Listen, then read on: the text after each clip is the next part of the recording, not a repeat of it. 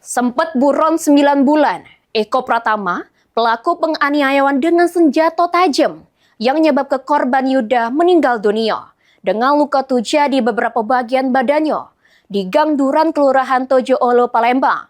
Akhirnya diringkus unit reskrim Polsek Seberang Ulu 1 Palembang di tempat persembunyiannya.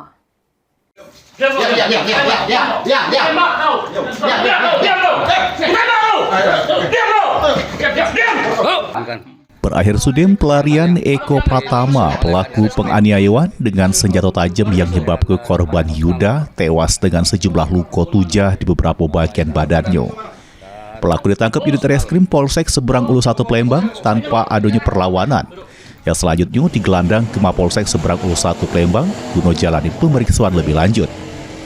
Dikatakan Kapolsek Seberang Ulu 1 Kompol Heri, tragedi berdarah tersebut dipicu persoalan sepele. Bermula dari anak korban yang masih kecil dilarang main di rumah bini pelaku.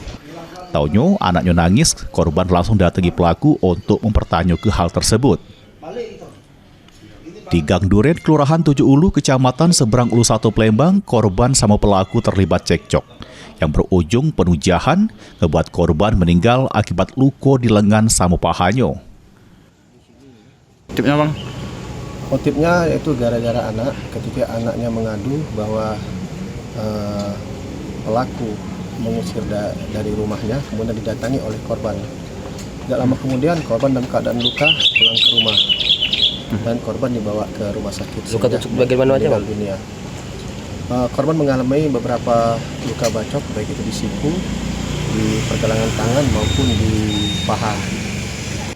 Guna mempertanggungjawabkan perbuatannya, pelaku terancam pasal 458 ayat 1 KUHP, junto pasal 466 ayat 3 KUHP tentang pembunuhan sama penganiayaan berat yang mengakibatkan korban meninggal dunia.